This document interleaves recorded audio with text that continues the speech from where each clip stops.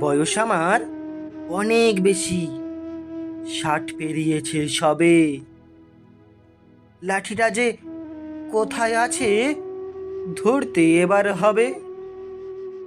বৃদ্ধ হলে চাপ কমে যায়, কষ্ট বাড়ে আরো। সমাজে কিছু বলতে গেলে বলবে, চুপ থাক বুড়ো। বৃদ্ধ হলে সবাই দেখে আলাদা এক চোখে।